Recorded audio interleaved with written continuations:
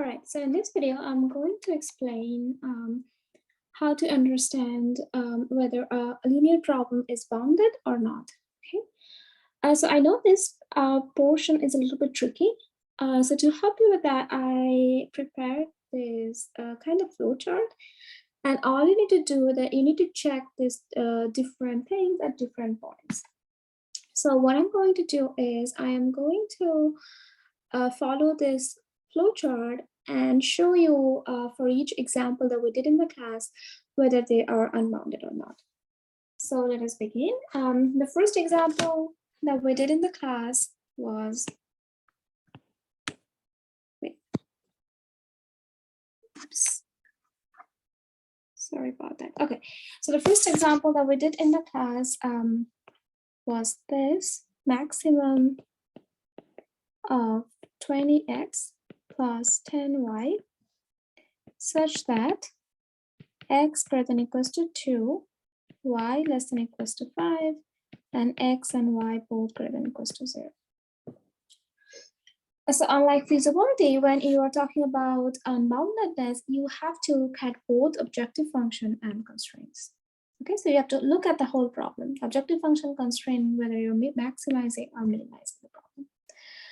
All right, so now with respect to this, let's go back to the notes. So we have two cases in the notes. The first case is maximization problem. So right now we are looking at maximization problem. So we are going to follow this portion, right? All right. So it's asking you to check for all decision variables. So in this case, we have two decision variables, x and y. So I'm going to check everything first for x and then for y. Okay, so if at any point I find that the problem is unbounded with respect to x or y, I will immediately conclude that the linear programming model, the whole model, is unbounded. So let us first look at via x. So the first thing to check is that is there a positive sign before the decision variable or a negative sign before the decision variable in your objective function? So this is an objective function. So what is the sign before x? So if there is no sign, that means that is a positive sign, right? So we conclude that we have a positive sign before x, right? So it's positive 20 multiplied by x. All this means is that if you increase x, your objective function is going to increase, right? So there's a positive sign in front of x. All right. So if that answer to that question is yes, so which means we are here. If yes, then we are here. And if no, then we are in part B. So the answer to my question is yes. So I'm going to cancel this part, right? So I'm not going to look at that. All right. So if the answer is yes, then I need to check my constraints. So in the constraints, I need to figure out, is there any constraint that provides an upper bound to the decision variable? So currently I'm looking at x as my decision variable, right? So we also need to look at as the same things for y. So let's first look at x. So is there any constraint that provides an upper bound to x? And these constraints are going to look like less than equals to constraints. Okay, so is there any less than equals to constraint in x, right? So let's look at here. So this constraint on x, so there is two constraints on x, right? This is one, and then x greater than equals to 0. So this constraint is not less than equals to constraint, it's a greater than equals to constraint, so no. This constraint is again a greater than equals to constraint, so no. So the answer to this question, that is there any constraint that provides an upper bound to the decision variable? Which the answer is no. So we are here. If no, then this is unbounded. So that means that my problem is unbounded with respect to x. And again, at any point you found unbounded with respect to any decision variable, you're going to say that this LP, the whole problem, is unbounded. So this is an unbounded LP. Okay, so there is no solution to the LP which is like a whole number. It's like a number. So the objective function can go to positive infinity. So there is no number that can bound the objective function. Okay, so let us look at the next one. The next problem that we're going to look at is this: max 2x plus 10y such that x less than equals to 2, y less than equals to 5, and x comma y greater than equals to 0. So the first thing to look at is there a positive sign before the decision variable? So I'm gonna again, let's actually, the first thing to look at is it a maximization problem or a minimization problem? So we are at a maximization problem, so we are going to be looking at here. Okay. All right. So the second thing to check is there a positive sign before the decision variable or not, right? So let's first think about the decision variable x. So there, of course, is a positive sign before x, right? So it is 2x means that, so again, no sign means a positive sign. So we are looking at a positive sign before x. So we will be looking at this section now, right? Only this section. All right. So if yes, then we need to check, is there any constraint that provides an upper bound to the decision variable? In other words, is there any less than equals to constraint on x? So yes, there is, right? In this case, this constraint is x is less than equals to 2. So that is a less than equals to constraint. So, okay, we do have at least one constraint, which is a less than equals to constraint. So if yes, then it is bounded. So we conclude that this LP is bounded with respect to x. All right. So now we need to check if it is bounded with respect to y as well. So now let's focus on y. Again, we are going to ask, so I'm going to erase this part to begin. So again, we're going to ask, is there a positive sign before the decision variable? So is there a positive sign before y? Yes, right? So there is a plus 10y. So there is a positive sign before y. So if that is the case, we are going to look at this, right? All right, so now we're going to check, is there any constraint that provides an upper bound to y, right? Which means, is there any less than equals to constraint for y? Let's look at that. Yes. So in right here, this constraint y is less than equals to 5. So there is a less than equals to constraint to y, which means that if yes, then it's bounded. So we conclude that this is bounded with respect to y. So the problem is bounded both with respect to x and y, which means this LP is bounded. Okay. So let's move on to the next problem.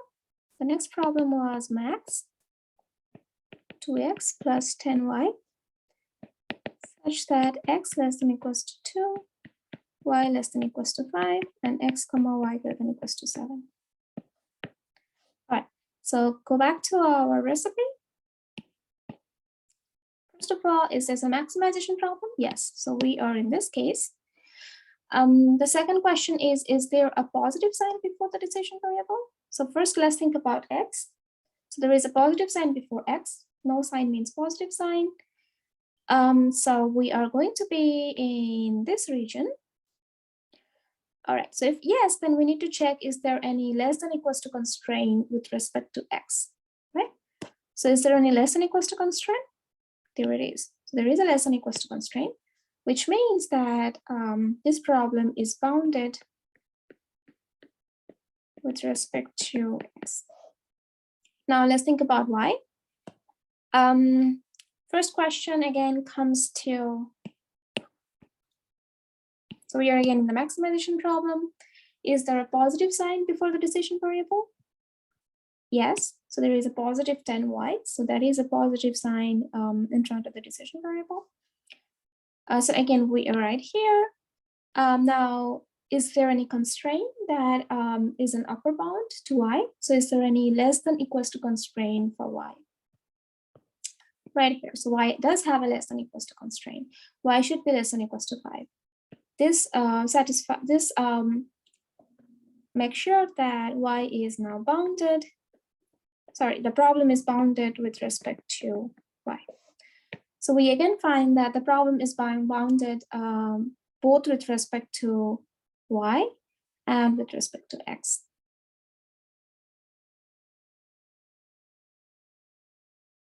Well, if this problem was anyway given to you, this problem is infeasible. So I will probably not ask you a question if this is bounded or not.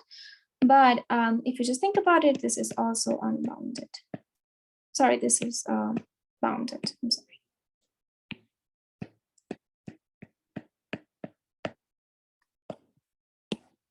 With respect to the recipe. But for this, again, for this kind of questions, I'll probably not ask you whether it's bounded or not because it's infeasible. So not sure which constraints to think about when we think about boundedness.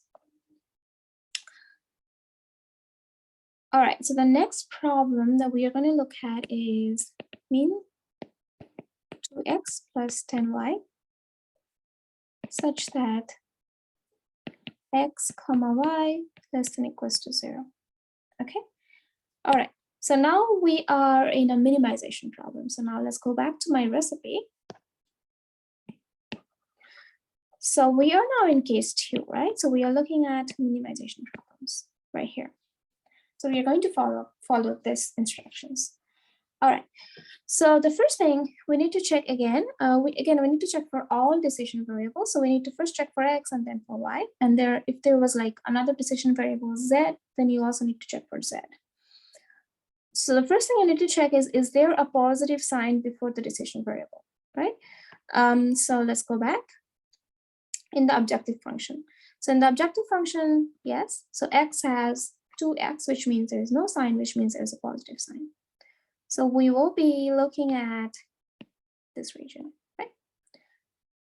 So if yes, then we need to check that if there is a constraint that provides a lower bound to the decision variable. So in a minimization problem, we are looking for lower bounds, which means we are looking for greater than equals to constraint.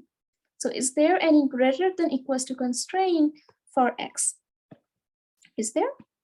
There's none, right? So there is no greater than equals to constraint with respect to x. So there is a less than equals to constraint, but in minimization problem, we need greater than equals to constraint to be bounded. So the answer to this question is no. So if no, then unbounded, right? So we should conclude that in this problem, this is unbounded with respect to x. And if you again look at your recipe, you will see this is also unbounded with respect to y. So all in all, this whole problem is unbounded.